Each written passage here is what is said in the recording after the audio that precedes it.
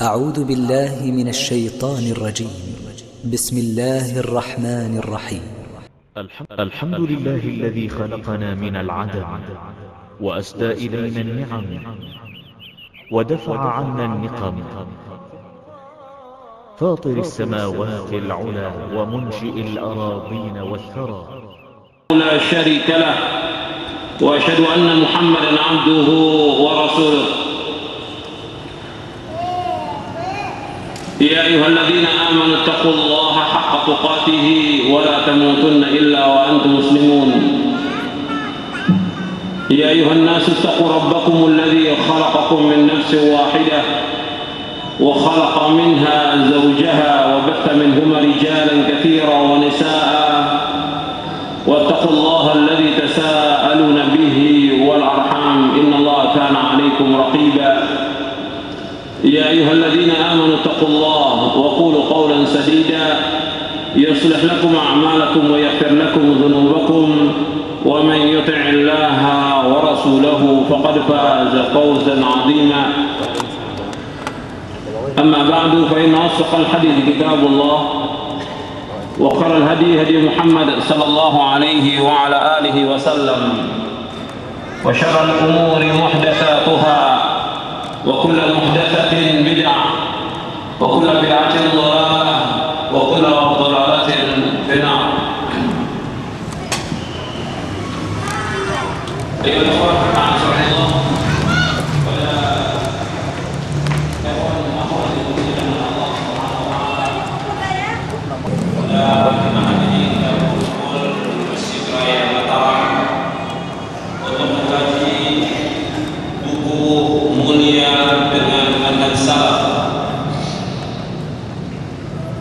yang kita akan kaji buku ini, buku mulia dengan manhaj salaf. Buku ini yang kita akan kaji pada pagi hari ini. Sebelum kita mengkaji buku mulia dengan manhaj salaf, saya akan jelaskan beberapa muqaddimah yang penting.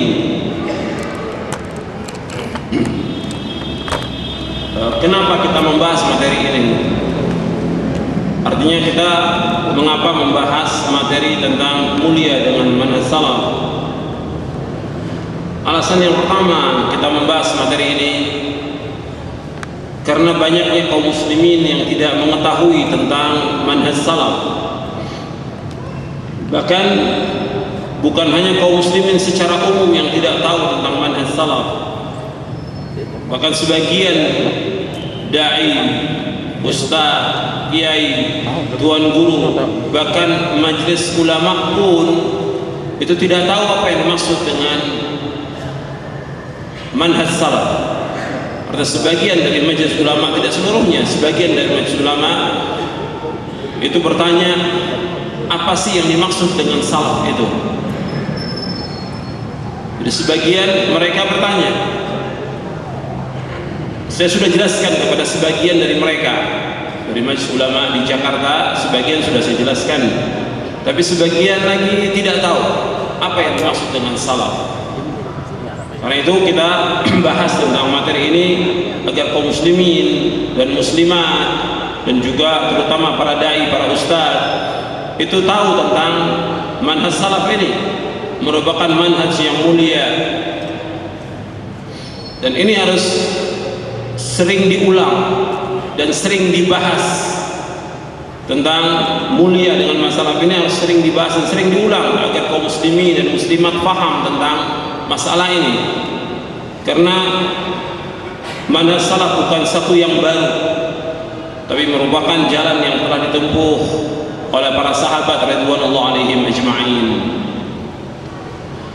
Kemudian alasan yang kedua kita membahas materi ini karena ada sebagian ustaz, sebagian dai yang mengatakan bahwa kita cukup dengan berpegang kepada Al-Quran dan Sunnah. Di hadis tidak ada kata-kata salaf, kata mereka. Nabi bersabda, "Taraktu fikum amrayni lan tadillu ma tamassaktum bihima kitaballahi wa sunnati." Kata mereka, Nabi bersabda menyebutkan dua, tidak ada kata salaf kata mereka. Itu Nabi bersabda, aku tinggalkan kepada kalian dua perkara yang kalian tidak akan sesat selama kalian berpegang dengan dua perkara itu, yaitu kitabullah dan sunnahku.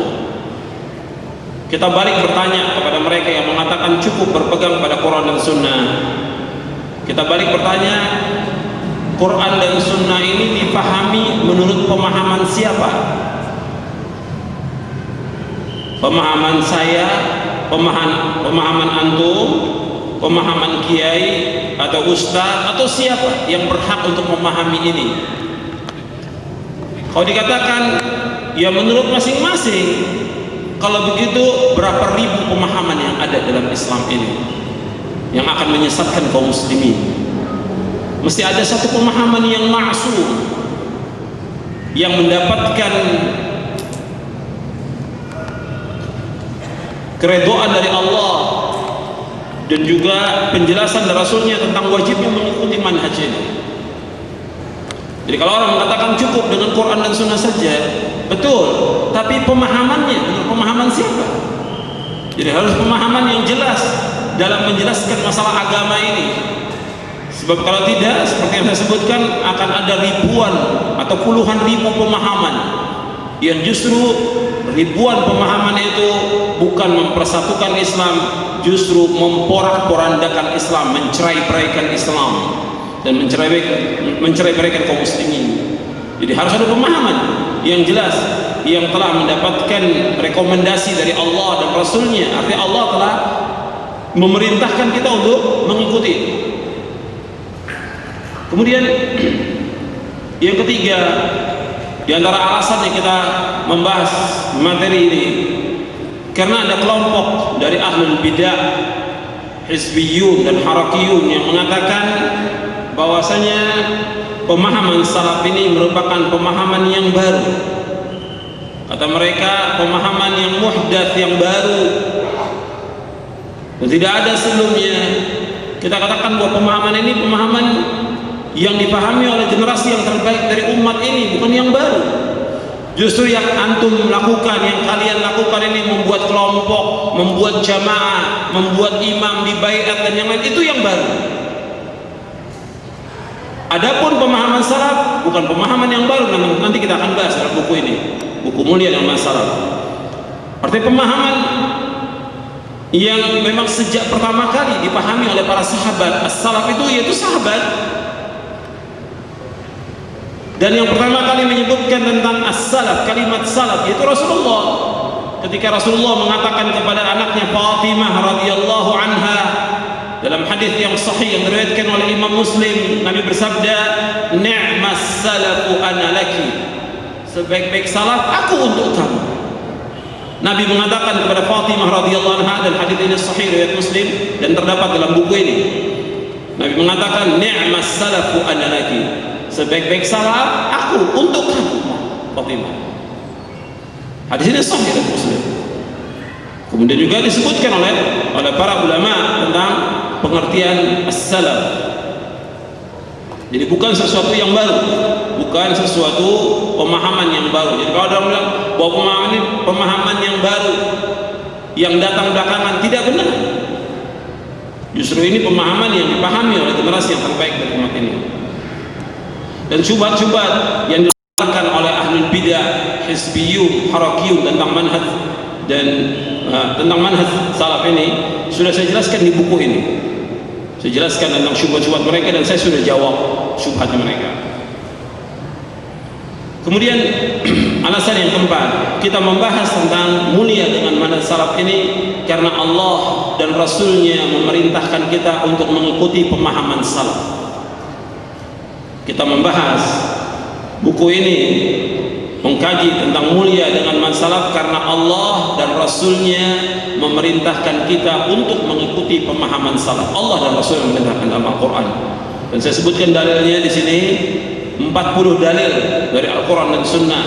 Kemudian setelah itu athar para sahabat, tabi'in, tabi'ut tabi'in, kemudian a'immah, kurang lebih 60 tentang wajibnya mengikuti pemahaman salaf. 60 saya sebutkan dalam buku ini, buku mulia dengan salaf. Dan kita diperintahkan oleh Allah dan Rasulnya untuk taat kepada Allah, untuk mengikuti manhaj ini, dan taat kepada Rasulullah SAW untuk mengikuti manhaj salaf ini. Kemudian alasan yang lain, yang kalau orang bertanya, dan ini pernah saya sampaikan juga kepada antum, kalau ada orang yang bertanya kepada kita, kenapa kita berpegang kepada manhaj salaf, kenapa kita mewajibkan umat ini untuk mengikuti manhaj salaf? Karena kita ingin masuk surga. Karena kita ingin masuk surga. Tanya kepada mereka, antum ingin tidak masuk surga? Semua orang akan berkata bahwa kita ingin masuk surga. Dan untuk masuk surga, Nabi sudah jelaskan jalannya satu. Nabi sudah jelaskan, sataftariqu ummati ala 73 firqah kulluha finnar illa wahidah. Bahwa umatku akan berpecah menjadi 73 golongan, 72 masuk neraka, satu yang masuk surga. Nabi sudah menyebutkan 72 masuk neraka, satu yang masuk surga. Yang satu yang masuk surga Nabi jelaskan, yaitu al-jamaah. Nabi jelaskan lagi dalam hadis yang lain, yaitu ma'ana alaihi wa ashabi, yaitu orang yang mengikuti aku dan para sahabatku. Jadi jalan yang selamat itu satu, itu jalan yang telah ditempuh oleh Rasulullah dan para sahabatnya. Karena itu kita mengikuti pemahaman salaf ini karena kita ingin masuk surga. Karena jalan yang lain, pemahaman yang lain, aliran yang lain, golongan yang lain, firqah yang lain, Nabi jelaskan bahwa mereka akan masuk neraka. Yang menjelaskan demikian siapa? Rasulullah, yang merupakan ancaman untuk mereka. Tapi kita mengatakan fulan kelompok ini pasti masuk neraka, tidak boleh. Itu perhatikan. Beda ya, ini ancaman dari Rasulullah, tapi menentukan fulan dan fulannya kelompok ini neraka tidak boleh, tidak boleh. Itu perhatikan, kita jangan mentayin kelompok ini neraka, kelompok ini tidak boleh. Tapi Nabi mengancam bahwa umat Islam terpecah menjadi 73 golongan, 72 masuk neraka, diancam oleh Nabi. Satu yang masuk surga. Nabi menjamin satu yang masuk surga, dan Allah juga menjamin satu yang masuk surga dalam Al-Quran. Karena itu kita ikuti yang satu ini. Ini merupakan jalan selamat. Jadi kalau orang bertanya, kenapa kita mengikuti manhaj salaf? Karena kita ingin masuk surga. Sebab jalan menuju surga itu hanya satu, itu jalan yang ditempuh oleh Rasulullah dan para sahabatnya. Sebagaimana dijelaskan oleh Imam Ibnu Qayyim bahwa jalan menuju kepada Allah itu hanya satu, bukan dua, bukan tiga. Dan seorang tidak akan sampai kepada Allah melainkan dengan jalan yang satu ini. Meskipun mereka melakukan amal apa saja, kalau mereka tidak mengikuti jalan yang satu, mereka nggak akan sampai kepada Allah. Itu jalan yang telah ditempuh oleh Rasulullah dan para sahabatnya.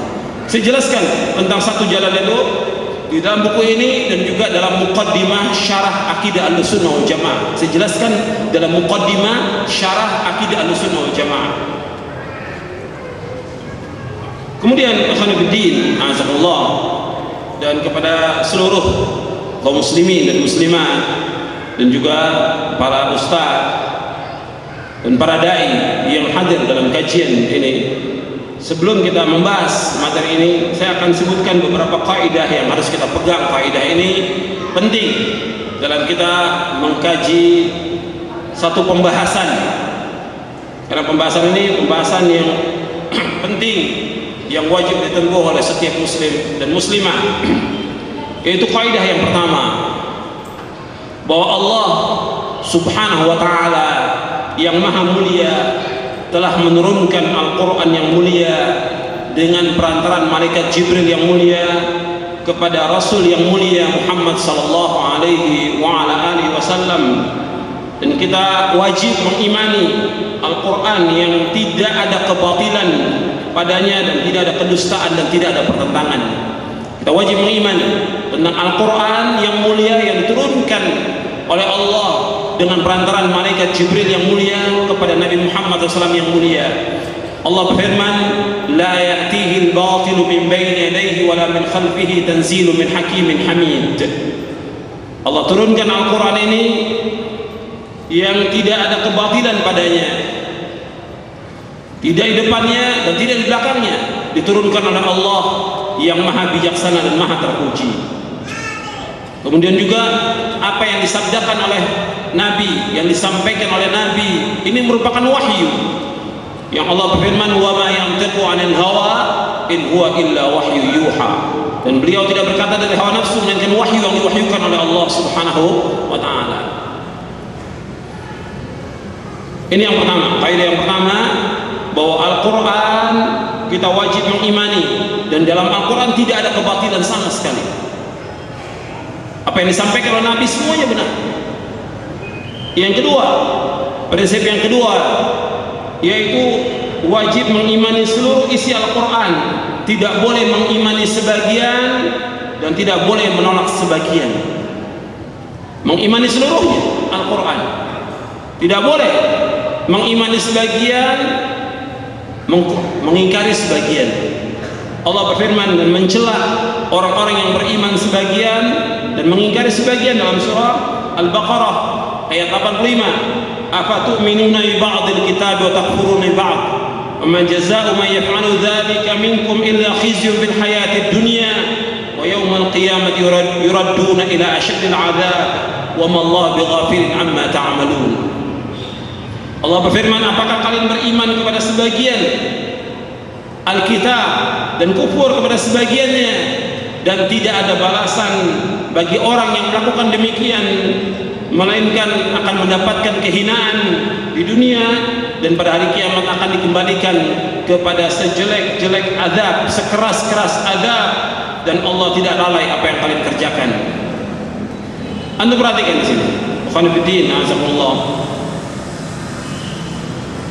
Kalau kita mengimani tentang wajibnya sholat, terdapat dalam Al-Quran, wajibnya puasa, wajibnya haji, wajibnya zakat, wajibnya berbuat baik pada orang tua, semua terdapat dalam Al-Quran.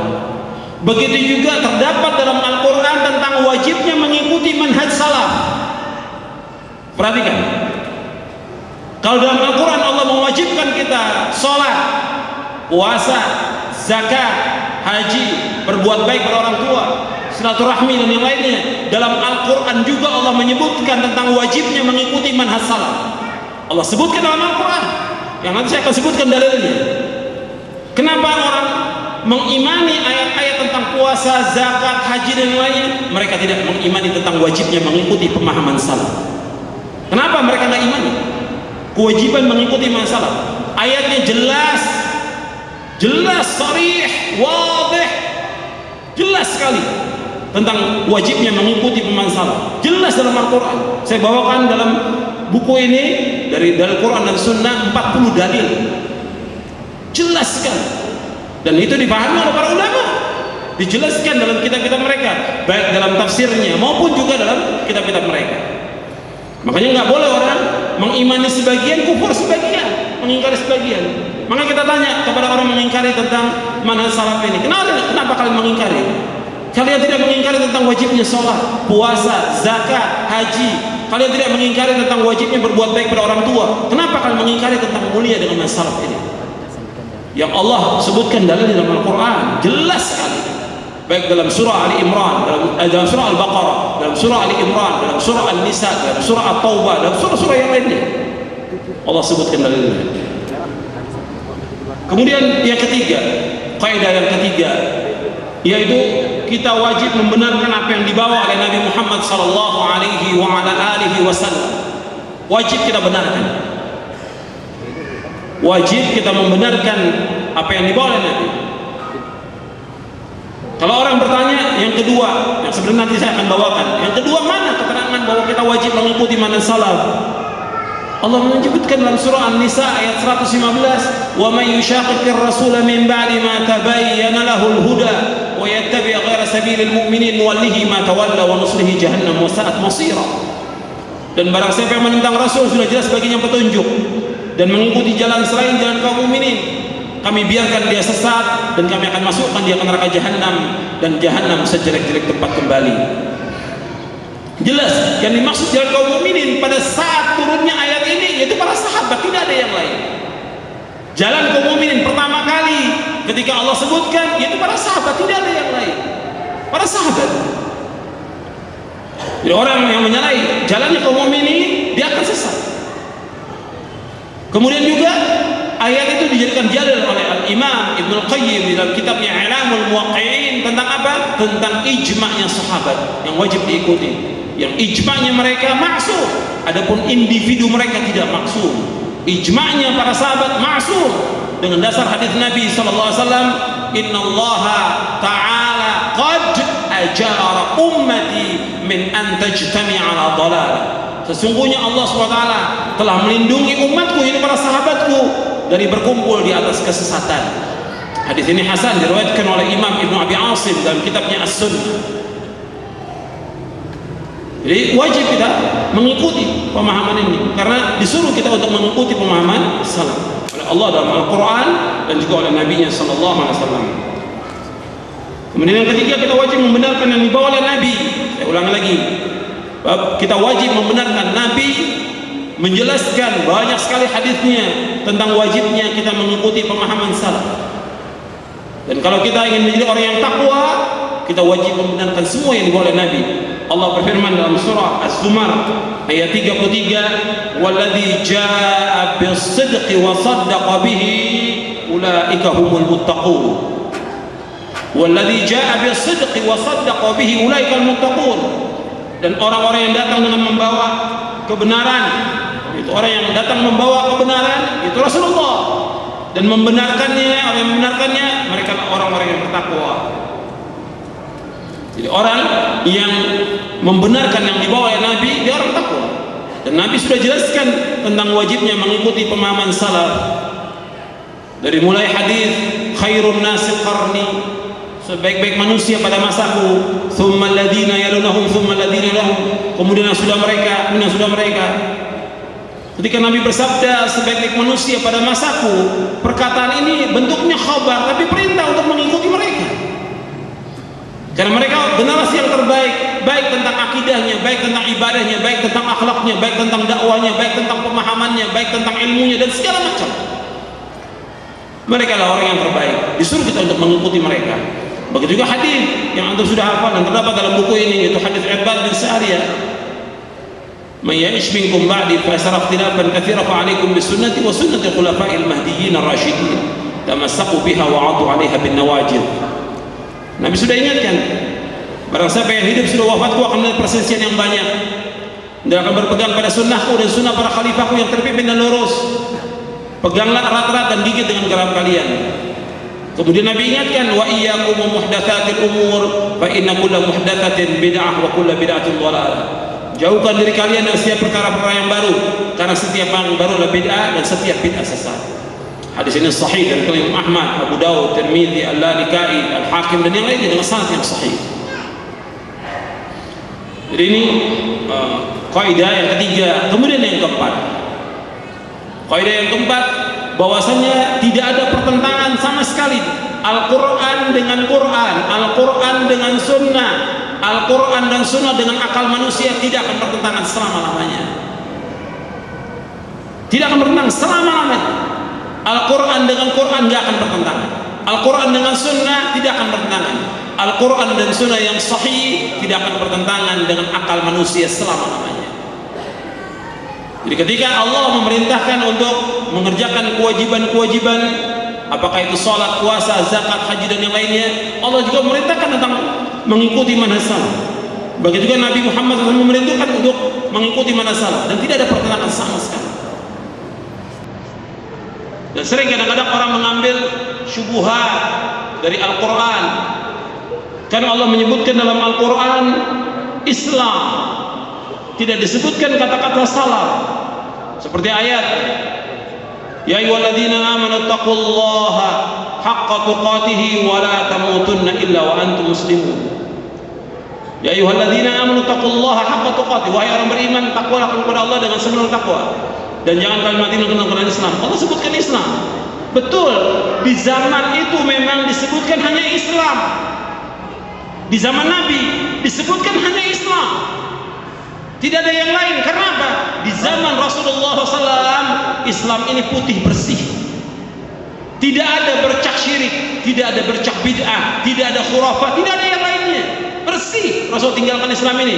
Kata Nabi SAW, inni qad taraktukum ala mithlil bayda lailuha kanahariha la yazighu anha ba'di illa halik. Kata Nabi, aku tinggalkan kalian Islam ini dengan putih bersih, malamnya seperti siangnya, dan tidak ada yang menyimpang dari jalan yang putih bersih ini melainkan pasti binasa. Nabi sudah ingat pasti binasa. Jadi bersih, putih bersih, nggak ada bercak-bercak syirik, bid'ah dan yang lainnya. Ketika mulai timbul fitnahnya Khawarij, mulai timbul fitnahnya Syiah, firqah Syiah, timbul Qadariyah, timbul Murji'ah dan yang lain, seiring dengan itu timbul juga penjelasan tentang wajibnya mengikuti pemahaman salaf. Wajib mengikuti pemahaman Ahlus Sunnah. Zaman Nabi nggak perlu disebutkan salaf, cukup dengan Islam saja. Tapi ketika mulai timbul bid'ah-bid'ah, firqah-firqah untuk membedakan antara kita dengan mereka, dijelaskan oleh para ulama. Sampai penulisan hadis pun dibedakan. Fayunzuru ila ahli sunnah fayukhadhu hadithuhum, wa yunzuru ila ahli bid'ah wa yutraku hadithuhum. Dilihat kepada ahli sunnah, diambil hadisnya, dilihat kepada ahli bid'ah, ditinggalkan hadisnya. Mulai ada perbedaan. Dan sejak zaman sahabat mulai ada perbedaan. Sejak zaman sahabat mulai di akhir khilafahnya Ali bin Abi Thalib radhiyallahu anhu, atau di akhir khilafahnya Utsman mulai timbul firqah-firqah ini. Maka para sahabat mulai membedakan dan menjelaskan sebagaimana Abdullah bin Umar menjelaskan, ittabi'u wa la tabtadi'u wa kullu bid'atin dhalalah. Ikuti Rasulullah, ikuti pemahaman salaf. Wala tabtadi'u, jangan kalian berbuat bid'ah. Wa kullu bid'atin dhalalah, setiap bid'ah sesat. Perkataan Abdullah bin Mas'ud, begitu juga perkataan Abdullah bin Umar dan yang lainnya. Jadi akhwan fillah, ini kaidah-kaidah ini seperti ini penting untuk dipahami oleh setiap muslim dan muslimah. Jadi kalau disebutkan dalam Al-Quran tentang Islam dan dalam hadis disebutkan Islam, betul. Dalam hadis juga disebutkan tentang wajibnya mengikuti pemahaman salaf. Dalam hadis juga disebutkan demikian. Kalau orang mengatakan kenapa nggak cukup dengan Islam saja, yang menisbatkan diri kepada Islam banyak. Orang Syiah mengatakan Islam, Ahmadiyah mengatakan Islam, Qadariyah mengatakan Islam, Murji'ah mengatakan Islam, dan firqah-firqah yang lain yang sesat mengatakan Islam. Jadi harus dibedakan yang mana yang sesuai dengan sunnah, yang mana yang tidak. Makanya sejak zaman Imam Ahmad bin Hanbal sudah dibedakan oleh Imam Ahmad ketika timbul firqah Jahmiyah dan Mu'tazilah. Maka Imam Ahmad berdoa, Allahumma ahyina al-Islam wa sunnah wa amitna al-Islam wa sunnah. Ya Allah, hidupkan aku di atas Islam dan sunnah, dan wafatkan aku di atas Islam dan sunnah. Tidak cukup dengan Islam aja, harus dengan sunnah. Karena apa? Sudah banyaknya perbuatan bid'ah. Begitu juga murid dari muridnya Imam Ahmad bin Hanbal, yaitu Imam Al-Barbahari. Huwa sunnah was sunnatu hiyal Islam. Islam itulah sunnah dan sunnah adalah Islam. Jangan bisa dipisahkan antara Islam dengan sunnah. Maka dikatakan juga oleh seorang tabi sebelum Imam Ahmad rahimahullah, sebelum Imam Barbahari, yaitu Abul Aliyah Ar-Riyahi mengatakan, aku tidak tahu dari dua nikmat yang mana yang paling besar yang Allah karuniakan kepadaku, yaitu Allah menunjuki aku di atas Islam, yang kedua Allah tunjuki aku di atas sunnah. Dan riwayat ini sahih. Jadi kita pada Imam Abul Aliyah, aku tidak tahu dari dua nikmat Allah yang mana yang paling besar. Yang pertama, aku ditunjukin Allah di atas Islam. Yang kedua, di atas sunnah. Aku tidak dijadikan mengikuti Khawarij. Islam, sunnah. Itu tabi, seorang tabi Abul Aliyah rahimahullah mengatakan demikian. Dan nikmat yang paling besar pertama Islam, yang kedua apa? Ditunjuki kita di atas sunnah Nabi. Karena banyaknya firqah-firqah yang sesat. Kemudian selanjutnya, azakumullah, kita akan membahas tentang isi dari buku Mulia dengan Mana Salaf.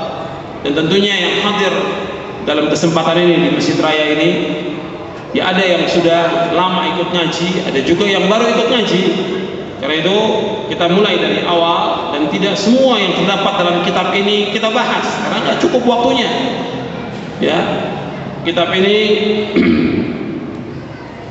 ya hampir 600 halaman, dan mungkin semuanya untuk dibahas.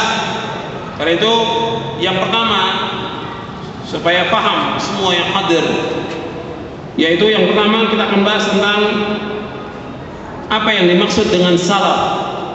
Antum lihat tentang makna salafiyah dan siapa salafi itu, antum baca di halaman 19, halaman sampai 22. Antum lihat, yang punya bukunya dibuka supaya jelas tentang makna ini. Kita akan bahas beberapa poin.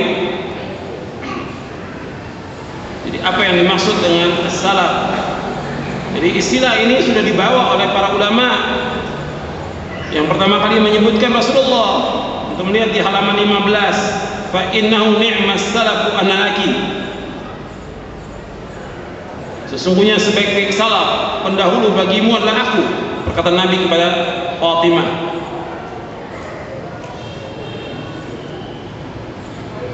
Kemudian di dalam kitab-kitab para ulama itu disebutkan dengan istilah as-salaf. Imam Bukhari dalam kitab sahihnya, antum lihat di halaman 17, Imam Bukhari mengatakan kana as-salafu yastahibbuna al-fuhula li'annaha ajra wa ajsa. Salaf itu suka kepada kuda jantan karena lebih cepat dan lebih berani. Al-Hafidz Ibnu Hajar Al-Asqalani menjelaskan apa yang dimaksud dengan makna as-salaf. Al-Hafidz Ibnu Hajar Al-Asqalani yang wafat tahun 852 Hijriah, kata beliau, yang dimaksud dengan perkataan Rashid bin Sa'ad di dalam Sahih Bukhari ini, yang dimaksud dengan salaf yaitu dari kalangan para sahabat dan orang-orang setelah mereka, yaitu tabi'in dan tabi'ut tabi'in. Jadi istilah salaf, para tabi'in sudah menggunakan istilah ini. Jadi kata Rashid bin Sa'ad, kana salaf. Jadi istilah ini sudah lama digunakan, bukan baru, bukan muhdath. Yang dimaksud adalah para sahabat, sebab Rashid bin Sa'ad seorang tabi'i. Begitu juga Abdullah ibn Mubarak seorang tabi'i rahimahullah berkata di hadapan para tabi'in, tinggalkanlah hadis Amr bin Thabit karena dia mencaci maki salaf. Yang dimaksud mencaci maki salaf, mencaci maki para sahabat. Dan masih banyak lagi yang lainnya tentang pengertian salaf. Dan salafiyah ini nisbat kepada mana salaf, itu di halaman 19 dan halaman 20. Jadi penisbatan kata salafiyah penisbatkan kepada manhaj yang benar dan bukan satu bid'ah dari mazhab yang baru, bukan. Syekhul Islam Ibnu Taimiyah rahimahullah yang wafat tahun 728 Hijriah, beliau mengatakan la aiba ala man adhara madhhab as-salaf wa intasaba ilayhi wa i'taza ilayhi bal yajibu qabulu dhalika minhu bil ittifaq fa inna madhhab as-salaf la yakunu illa haqqan. Jadi bukanlah merupakan aib bagi orang-orang yang menampakkan mazhab salaf dan menisbatkan dirinya kepadanya, bahkan wajib menerima yang demikian darinya berdasarkan kesepakatan para ulama, karena mazhab salaf tidak lain kecuali kebenaran. Ini disebutkan dalam Majmu' Fatawa Syekhul Islam di juz yang keempat. Jadi istilah salaf ini bukan istilah baru. Istilah tersebut sudah digunakan sejak zaman Nabi SAW. Salaf tidaklah menunjuk kepada satu golongan, tetapi menunjuk kepada orang-orang yang berpegang kepada Al-Quran dan As-Sunnah menurut pemahaman yang benar. Ini yang dikatakan salaf. Dan saya bawakan di sini yaitu hadis Nabi SAW yang tadi saya sebutkan. Kalau orang bertanya kepada kita, kenapa kita mengikuti salaf? Karena kita ingin masuk surga. Sebab Nabi menyebutkan umat Islam akan berpecah menjadi 73 golongan dan riwayatnya sahih. Nabi bersabda, ala inna man qablakum min ahli alkitab iftaraqu ala 72 millah wa inna hadhihi almillata sataftariqu ala 73 72 fil nar wa wahidatun fil jannati wa hiya al-jamaah. Ketahuilah sesungguhnya orang-orang sebelum kalian dari kalangan ahlul kitab berpecah menjadi 72 golongan, Dan sesungguhnya umat Islam akan berpecah menjadi 73 golongan. 72 golongan tempatnya di neraka. Dan Nabi sudah ingatkan 72 golongan dari umat Islam tempatnya di neraka. Dan satu golongan yang masuk surga yaitu al-jamaah.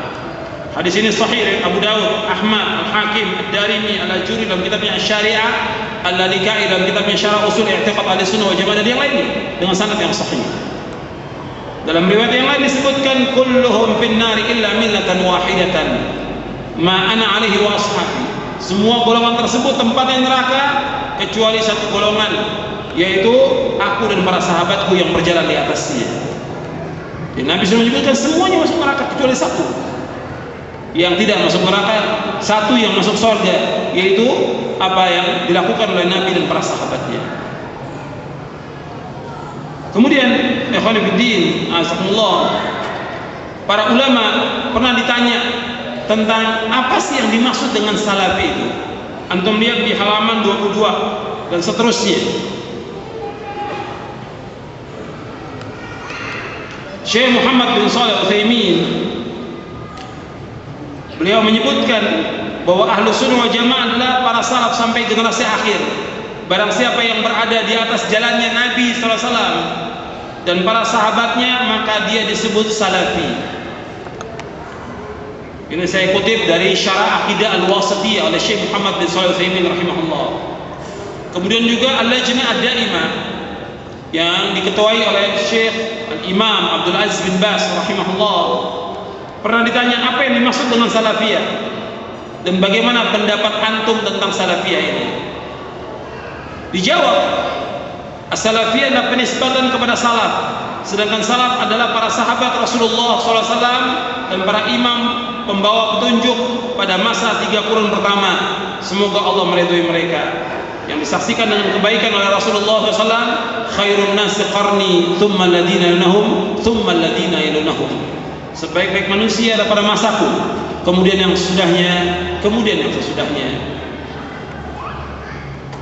Kemudian dijelaskan lagi, sedangkan as-salafiyun adalah bentuk jamak dari salafi, sebuah nisbat kepada salaf, dan maknanya telah dijelaskan.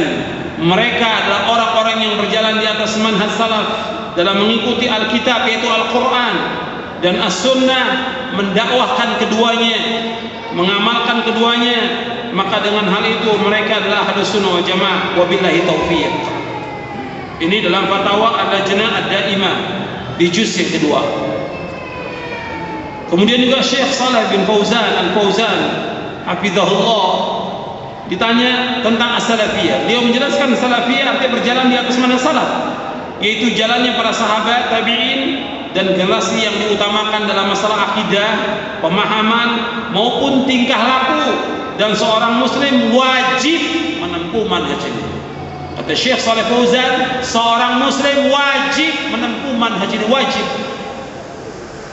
Kemudian beliau bawakan ayat dalam surah At-Taubah ayat 100, was-sabiquna al-awwalun minal muhajirin wal ansar walladzina tabauhum bi ihsan radhiyallahu anhum wa radu anhu. Dan orang-orang terdahulu yang pertama masuk Islam, yaitu orang-orang muhajirin ansar dan orang mengikuti mereka dengan baik, Allah ridha kepada mereka, mereka pun ridha kepada Allah Subhanahu wa taala. Kemudian dibawakan beberapa dalil oleh Syekh Shalih Fauzan.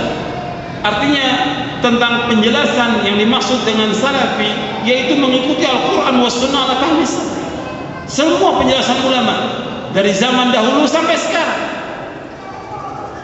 dari zaman dahulu, dari zaman sahabat, tabi'in, tabi'ut tabi'in, zamannya para imam, a'immatul mujtahidin, kemudian para ulama yang sesudahnya, dan sesudahnya sampai yang sekarang, semuanya mengatakan bahwa yang dimaksud dengan salafi itu yang mengikuti Al-Quran wa sunnah ala fahmi salaf, dan wajib mengikuti.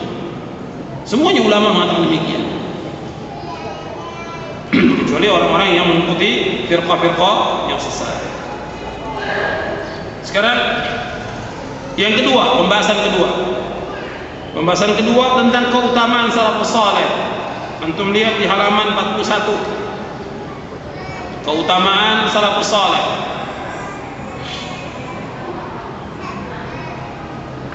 Jadi sebelum kita membahas tentang wajibnya mengikuti manhaj salaf, Kita harus tahu dulu apa sih yang dimaksud dengan sahabat itu. Sahabi itu siapa?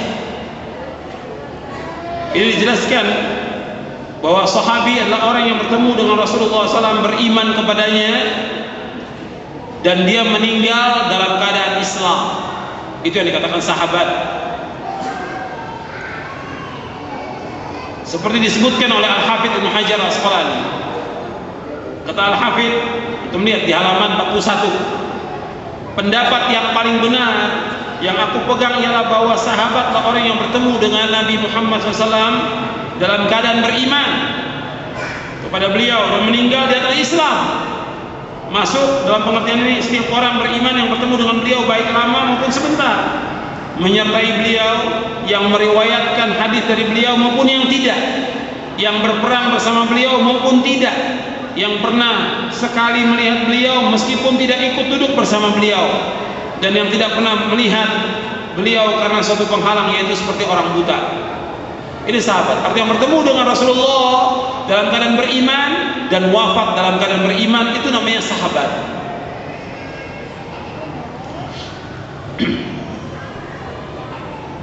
Kalau orang bertanya, apakah munafikin termasuk sahabat? Tidak. Munafik bukan sahabat, sahabat bukan munafik. Karena sudah beda. Mereka tidak beriman. Mereka tidak beriman. Wa minan nasi may yaqulu amanna billahi wa bil yawmil akhir wa ma hum bimu'minin. Di antara manusia, maksudnya orang munafik, mereka mengatakan beriman kepada Allah dan hari akhir, dan mereka bukan orang-orang yang beriman. Allah mengatakan dalam surah Al-Baqarah di awal-awal, Allah menyebutkan tentang siapa? Tentang orang-orang munafik, bahwa mereka tidak termasuk orang yang beriman. Makanya munafik bukan sahabat, sahabat bukan munafik. Kemudian para sahabat semuanya orang-orang yang adil dengan dasar ayat dalam surah Al-Baqarah ayat 143, wa kadzalika ja'alnakum ummatan wasatan litakunu syuhada'a 'alan nas wa yakuna ar-rasulu 'alaikum syahida. Dan demikianlah pula kami telah menjadikan kamu umat Islam, umat yang adil, umat pilihan, agar kamu menjadi saksi atas perbuatan manusia dan agar Rasulullah SAW menjadi saksi atas perbuatan kalian. Dijelaskan oleh Al-Khatib Al-Baghdadi, Al-Hafidh Abu Bakar Ahmad bin Ali bin Thabit, yang terkenal dengan Al-Khatib Al-Baghdadi, yang wafat tahun 463 Hijriah. Kata beliau, pujian Allah dan Rasulnya tentang keadilan para sahabat, dan tidak perlu lagi ditanyakan tentang mereka. Sesungguhnya wajib menanyakan, memeriksa rawi-rawi sesudah mereka, sesudah para sahabat. Adapun para sahabat tidak perlu diperiksa. Karena apa? Para ahli hadis telah menjelaskan tentang prinsip bahwa as-sahabatu kulluhum udul, bahwa para sahabat semuanya adalah orang-orang yang adil. As-sahabatu kulluhum udul, para sahabat semuanya orang yang adil, nggak perlu diperiksa lagi para sahabat itu. Maka dijelaskan oleh Al-Hafidh Ibnu Hajar Al-Asqalani, kata beliau, Ahlus Sunnah telah sepakat bahwa seluruh sahabat adalah adil, dan tidak ada yang menyalahi kesepakatan ini kecuali ahlul bid'ah. Tidak ada yang menyalahi kesepakatan ini, melainkan siapa? Ahlul bid'ah. Al-Hafidh Ibnu Hajar Al-Asqalani, beliau sebutkan di dalam kitabnya Al-Isabah fi Tamyizis Sahabah. Al-Isabah fi Tamyizis Sahabah. Ini masih di awal-awal. Kemudian ikhwan fillah, azakumullah, bahwa para sahabat ini tidak boleh kita mencaci maki. Nabi bersabda, la tasubbu ashabi falau anna adakum anfaqa mithla uhudin dhahaba ma balagha mudali wa nasifa. Janganlah kalian mencaci maki para sahabatku. Seandainya kalian infak sebesar gunung Uhud berupa emas, itu belum mencapai derajat infaknya sahabat, meskipun mereka infak sebesar 2 tapak tangan, 1 mud. Kita sekarang infak sebesar gunung Uhud berupa emas, ya ribuan ton emas kita infak. Sahabat infak yaitu makanan sebesar 2 tapak tangan, itu belum bisa mencapai derajatnya sahabat. Enggak boleh ada seorang yang mencaci maki. Hadis ini sahih, diriwayatkan oleh Imam Bukhari, Muslim, dan yang lainnya. Dan para sahabat semuanya Allah redoi. Antum lihat di surah Al-Fath ayat 18 halaman 46. Laqad radiyallahu 'anil mu'minina idh yubayyi'unaka tahta asy-syajarah fa'alima ma fi qulubihim fa'anzala as-sakinata 'alaihim wa athabahum fathan qariba. Sungguh Allah telah redha kepada orang-orang mukmin ketika mereka berjanji setia kepada Muhammad di bawah pohon. Dia mengetahui apa yang ada dalam hati mereka, lalu Allah mengetahui apa yang ada dalam hati mereka, lalu Allah memberikan ketenangan mereka dan memberi balasan dengan kemenangan yang dekat. Dalam surah Al-Fath ayat 18 Allah telah redha. Kalau Allah sudah redha dengan para sahabat, redha dengan dakwahnya mereka, redha dengan pemahaman mereka, redha dengan manhaj mereka, kita wajib mengikuti orang-orang yang diredhoi oleh Allah supaya kita menjadi orang-orang yang diredhoi oleh Allah Subhanahu wa taala. Dan para sahabat, Nabi menyebutkan bahwa para sahabat mereka ini tidak masuk neraka. Yang hadir perang Badar, yang hadir perang Hudaybiyah, yaitu baiat sulh Hudaybiyah, tidak masuk neraka mereka. Mereka tidak masuk neraka. Kata Nabi, mereka tidak masuk neraka. La yadkhulun nar ahadun mimman bai'a tahta syajarah. Tidak akan masuk neraka orang yang melakukan baiat di bawah pohon. Kalau tidak masuk neraka berarti mereka pasti masuk surga. Juga Nabi bersabda, lan yadkhulan nar rajulun syahida badran wal hudaybiyah. Lan, kata Nabi, lan yadkhulan nar, tidak akan masuk neraka selama-lamanya rajulun, seseorang, syahida badran, yang menyaksikan perang Badar wal Hudaybiyah dan perjanjian Hudaybiyah. Hadis ini sahih dari Imam Ahmad dari sahabat Jabir bin Abdullah. Yang pertama tadi yaitu tidak masuk neraka orang yang baiat di bawah pohon, itu hadisnya sahih dari Imam Ahmad, Abu Dawud, Tirmidzi dan yang lainnya. Jadi menunjukkan bahwa para sahabat adalah sebaik-baik manusia sesudah Nabi. Ingat, para sahabat adalah sebaik-baik manusia sesudah Nabi SAW, yang tidak pernah ada sebelumnya dan tidak akan pernah ada lagi orang-orang yang seperti mereka. Para sahabat adalah generasi pilihan yang Allah pilih untuk menemani Nabi Muhammad SAW, yang mereka menegakkan agama bersama Rasulullah SAW. Karena itu, ikhwan fillah, azzakumullah, kita harus redha dengan apa yang Allah redha kepada mereka. Kita harus mengikuti mereka sebagaimana Allah memerintahkan untuk mengikuti mereka, dan kita pun harus mendoakan mereka, memohonkan ampun kepada Allah untuk mereka. Karena kata Sa'ad bin Abi Waqqas ini sahabat yang dijamin masuk surga, termasuk 10 orang yang dijamin masuk surga. Kata Sa'ad bin Abi Waqqas, manusia ada 3 tingkatan, dan 2 tingkatan telah berlalu, tinggal 1. Antum lihat di halaman 49 dan selanjutnya. Itu disebutkan oleh Sa'ad bin Abi Waqqas radhiyallahu anhu arda, bahwa manusia ada 3 tingkatan. Yang 2 sudah berlalu. Yang pertama, Muhajirin sudah berlalu, mereka sudah meninggal dunia. Yang kedua, Ansar. Yang ketiga yaitu orang-orang yang sudahnya. Kemudian dijelaskan oleh Sa'ad bin Abi Waqqas, 2 tingkatan telah berlalu, yaitu dalam surah Al-Hasyr, surah 59 ayat 8 dan ayat 9. 2 tingkatan telah berlalu dan masih tersisa 1 tingkatan lagi. Dan jadilah kalian yang terbaik dari tingkatan yang masih tersisa, yaitu kalian memohonkan ampunan untuk mereka, para sahabat. Sesungguhnya Allah Ta'ala dan Rasulnya telah mengetahui bahwa akan terjadi perselisihan di antara para sahabat, dan beliau SAW sudah menyebutkan bahwa itu akan terjadi. Maka kita tidak perlu meributkannya, dan kita tidak boleh mencela mereka lantaran kekeliruan yang terjadi di antara mereka. Mereka semuanya dijamin dengan surga. Rasulullah bersabda, "Idza dzukira ashabi fa amsiku." Apabila disebutkan tentang para sahabatku, kalian diam. Jadi tidak boleh mencaci maki mereka. Kewajiban kita mendoakan mereka, seperti ayat dalam surah Al-Hasyr ayat 10, "Walladzina ja'u min ba'dihim yaquluna rabbana ighfir lana wa li ikhwanina alladzina sabaquna bil iman wa la taj'al fi qulubina ghillan ladzina amanu rabbana innaka ra'ufur rahim." Dan orang-orang yang datang sesudah mereka, kepada sahabat, mereka mendoakan untuk para sahabat, ya Allah ampunilah dosa kami dan dosa orang-orang saudara-saudara kami yang lebih dahulu dari kami beriman, dan janganlah Engkau jadikan dalam hati kami rasa benci kepada orang beriman. Wahai Rabb kami, sungguh yang Engkau adalah Maha Pengasih dan Penyayang. Jadi ikhwan fillah, azakumullah, ini para sahabat adalah generasi yang mulia, enggak boleh kita mencaci maki mereka. Berdirinya mereka sesaat lebih baik daripada ibadah kita selama 40 tahun. Berdirinya mereka sesaat bersama Rasulullah lebih baik dari ibadah kita selama 40 tahun. Hadis riwayatnya akhirnya saya bawakan di halaman 52. Sekarang kita masuk pembahasan ketiga. Pembahasan ketiga yaitu dalil-dalil bahwa manhaj salaf sebagai hujjah yang wajib diikuti oleh kaum muslimin. Ini dalilnya banyak, kurang lebih ada 60. Gak mungkin semuanya saya bacakan.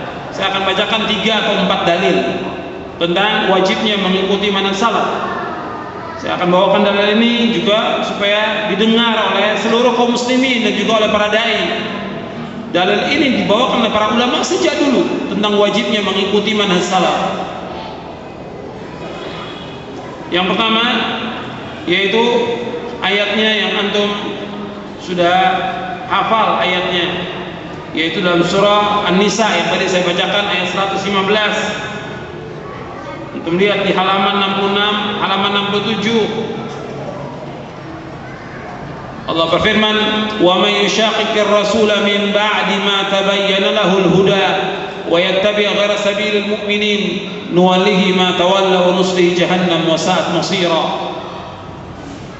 Dan barang siapa yang menentang Rasul sudah jelas kebenaran baginya dan mengikuti jalan yang bukan jalan orang-orang mukmin, itu bukan jalan para sahabat, kami biarkan dia sesat dan kami masukkan dia ke neraka jahanam, dan jahanam itu seburuk-buruk tempat kembali.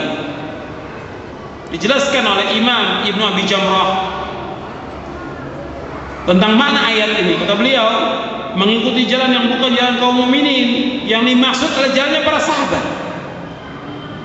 Generasi yang pertama, karena mereka adalah orang yang mengambil wahyu langsung melalui diri mereka, dan mereka mengobati muskilah yang terjadi dalam diri mereka dan bertanya kepada Rasulullah SAW. Mereka adalah orang yang paling faham, dan mereka yang lebih dahulu mengamalkan, dan mereka yang lebih dahulu mendakwakan tentang Islam ini. Jadi ayat ini menunjukkan tentang wajibnya mengikuti jalannya para sahabat. Sebab kalau menyalahi jalannya mereka, Allah akan sesatkan orang yang menyalahi jalannya para sahabat. Orang yang menyalahi jalan para sahabat akan dibiarkan sesat oleh Allah Subhanahu wa ta'ala. Jadi ayat ini menunjukkan bahwa mengikuti jalannya para sahabat dalam memahami syariat adalah wajib, dan menyalahinya adalah kesesatan. Selanjutnya, dalil yang kedua dalam surah Al-An'am ayat 153. Allah berfirman, "Wa anna hadza sirati mustaqiman fattabi'uhu wa la tattabi'us subula fatafarraqa bikum 'an sabilihi dzalikum wassaqum bihi la'allakum tattaqun." Dan sungguh inilah jalanku yang lurus, maka ikutilah. Jangan kamu ikuti jalan-jalan yang lain yang akan mencerai-beraikan kamu dari jalan Allah. Demikianlah Allah memerintahkan kepada kamu agar kamu bertakwa. Anda perhatikan bahwa jalan salaf ini jalan yang mempersatukan umat, sedangkan jalan yang lain, kata Allah, jalan yang mencerai-beraikan umat. Sekarang dibalik oleh mereka. Dibalik oleh mereka apa? Kalau mengikuti salaf, ini umat akan pecah belah, kata mereka. Justru Allah menyebutkan mengikuti jalan yang satu ini jalan sama. Jangan ikuti jalan yang lain, jalan firqah-firqah yang sesat, golongan yang sesat, pemahaman yang sesat, aliran yang sesat. Karena mereka semuanya akan mencerai-beraikan dari jalan Allah. Yang mengatakan demikian Allah. Bahkan dijelaskan lebih jelas lagi, antum lihat penjelasan Abdullah bin Mas'ud radhiyallahu an. Kata Abdullah bin Mas'ud radhiyallahu an, "Khatta lana Rasulullah SAW خطا بيده ثم قال هذا سبيل الله مستقيما وخط خطوطا عن يمينه وشماله ثم قال هذه سبل Dalam riwayat Imam Ahmad tambahannya hadhihi subulun mutafarriqatun laisa minha sabilun illa alaihi syaitan yad'u ilaihi. Thumma qara'a qawlahu ta'ala wa anna hadha sirati mustaqiman fattabi'uhu wa la tattabi'u subula fatafarraqa bikum an sabili dzalikum wassaqum bihi la'allakum tattaqun. Rasulullah SAW membuat garis, kata Ibnu Mas'ud, dengan tangannya. Dikatakan ini jalan Allah yang lurus. Di garis satu garis ini jalan Allah yang lurus. Kemudian di kanan kiri garis itu ada berapa garis yang pendek. Kemudian dikatakan oleh Nabi, inilah jalan yang bercerai-berai, jalan yang sesat. Tidak sebut dari jalan-jalan ini kecuali dalam yang terdapat syaitan yang menyuruh kepadanya. Setiap firqah-firqah yang sesat mesti ada syaitan yang mengajak kepadanya. Setiap firqah yang sesat mesti ada syaitan yang mengajak kepadanya. Yang mengatakan demikian siapa? Rasulullah SAW. Rasulullah mengatakan demikian, setiap firqah yang sesat mesti syaitan ada di atasnya yang mengajak manusia kepada kesesatan. Kemudian Nabi SAW membacakan ayat ini, surah Al-An'am ayat 153. Ini jalanku yang lurus, satu Nabi sebutkan jalan ini, jalan yang telah ditempuh oleh Rasulullah dan para sahabatnya. Jangan kamu mengikuti jalan yang lain, golongan, kelompok, pemahaman, aliran, hizb dan yang lainnya, dan kamu ikuti. Kemudian dijelaskan oleh Syekhul Islam Ibnu Taimiyah rahimahullah, kata beliau, apabila orang yang berakal, kita berbicara kepada orang yang berakal, apabila orang yang berakal yang menginginkan perjumpaan dengan Allah Ta'ala memperhatikan permisalan ini, permisalan yang Nabi permisalkan dalam hadis ini, dan memperhatikan keadaan semua kelompok dari kalangan Khawarij, Mu'tazilah, Jahmiyah, Rafidah serta ahli kalam yang mendekati Ahlussunnah seperti Karramiyah, Kullabi, Asy'ariyah dan selain mereka, bahwa setiap dari mereka memiliki jalan yang keluar dari apa yang telah ditempuh oleh para sahabat dan ahli hadis, dan setiap dari mereka menyangka bahwa jalan mereka lah yang benar. Itu perhatikan, setiap firqah-firqah itu menyangka bahwa mereka lah yang benar. Niscaya orang yang berakal akan mendapati bahwa mereka lah firqah-firqah tersebut yang dimaksud dalam permisalan ini. Itu mereka lah orang-orang yang sesat. Firqah-firqah ini orang sesat, Khawarij, Mu'tazilah, Jahmiyah, Rafidah dan yang lainnya. Dan beliau tidak berbicara dari hawa nafsunya, melainkan wahyu yang diwahyukan oleh Allah kepadanya. Syekhul Islam menyebutkan dalam kitabnya Naqdul Mantiq. Dan ikhwan fillah, azakumullah, riwayat Abdullah bin Mas'ud yang menjelaskan Nabi menggaris satu garis, kemudian ada berapa garis yang di atasnya ada syaitan setiap garis itu hadisnya akarnya sahih. Riwayat Imam Ahmad, Ad-Darimi, Al-Hakim dan Al-Baghawi dalam kitabnya Syarh Sunnah, dihasankan oleh Syekh Al-Albani dalam kitabnya Dhilal Jannah fi Takhrij Sunnah Ibnu Abi Asim. Riwayatnya sahih bahwa setiap firqah-firqah yang sesat mesti ada syaitan. Jadi jalan yang selamat itu hanya satu yang telah ditempuh oleh Rasulullah sallallahu alaihi wasallam dan para sahabatnya ridwanullahi majma'in. Dalil selanjutnya, dalil yang ketiga, antum lihat halaman 71 dan 72.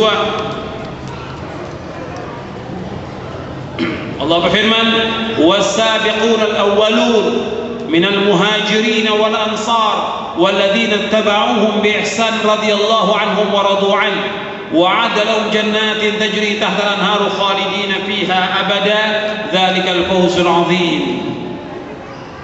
Allah berfirman dalam surah Taubah ayat 100, dan orang-orang yang terdahulu lagi yang pertama masuk Islam di antara orang-orang muhajirin dan ansar dan orang mengikuti mereka dengan baik, Allah ridha kepada mereka, mereka pun ridha kepada Allah. Allah menyediakan bagi mereka surga-surga yang mengalir di bawahnya sungai-sungai, mereka kekal dalamnya selama-lamanya. Itulah kemenangan yang besar. Di dalam ayat ini Allah menyebutkan muhajir dan ansar, yang dimaksud muhajir dan ansar yang para sahabat, tidak ada yang lain. Muhajir dan ansar itu para sahabat dan orang mengikuti mereka dengan baik, yaitu mulai tabi'in sampai nanti hari kiamat. Yang mengikuti mereka dengan baik, maka Allah ridha. Para sahabat sudah diridhoi oleh Allah. Tadi sudah disebutkan ayat dalam surah Al-Fath. Dalam surah Al-Fath, laqad radiyallahu, Allah telah ridha kepada mereka. Para sahabat diridhoi oleh Allah. Dan kita kalau ingin diridhoi Allah, kita wajib mengikuti para sahabat. Allah ridho kepada kita dan Allah jamin dengan surga. Maka dikatakan oleh Imam Ibnu Qayyim tentang wajibnya mengikuti mereka. Ayat ini sebagai hujjah bahwa manhaj para sahabat merupakan dalil yang wajib diikuti, yang orang-orang mengikutinya berhak mendapatkan keridhaan dari Allah Subhanahu wa taala.